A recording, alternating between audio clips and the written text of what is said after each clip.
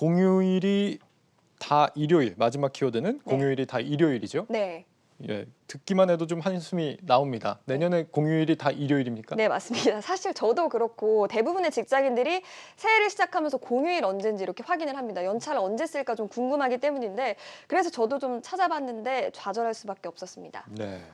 이 기자는 뭐 목요일에 플러스픽 해야 되니까 네. 뭐 어렵지 않을까 싶은데 네. 가뜩이나 이 코로나 시국에 빨간 날까지 적다고 하니까 굉장히 좀 우울해지는데요. 맞습니다. 설 연휴 마지막 날이 일요일이고요. 현충일과 광복절, 개천절, 한글날 그리고 크리스마스까지 모두 일요일입니다. 그래서 한 가지 팁을 좀 드리면 예. 추석 연휴가 9월 22일까지 좀 이어지는데 목요일과 금요일에 연차 쓰시면 좋을 것 같습니다. 저는 플러스픽을 해야 되기 때문에 그렇겠네요. 쓰지는 못할 것 네. 같습니다.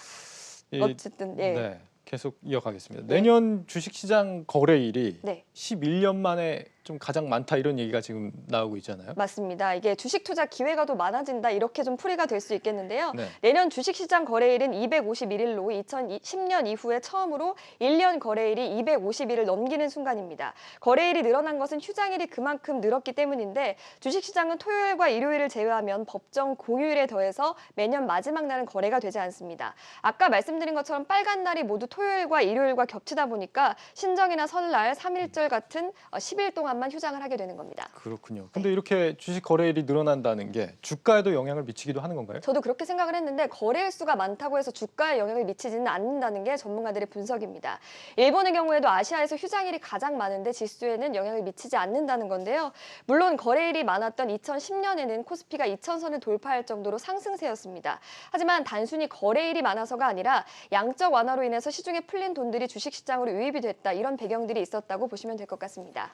그러니까 투자 기회는 늘어나는데 딱히 뭐 투자자 입장에서 주가에 도움이 되거나 하는 건 아니다 이런 얘기네요. 맞습니다. 하지만 산업별로는 좀 희비가 갈릴 것으로 보입니다. 유통업계나 여행 레저업계에서는 좀 한숨이 나올 수 있겠지만 증권업계에서는 좀 좋은 일이다 이렇게 볼 수가 있겠는데요. 개인 투자자들이 24시간 거래를 하는 시대가 돼서 거래일 수가 많으면 상대적으로 거래가 활발하게 일어날 수 있다 이런 의미가 나오고 있습니다.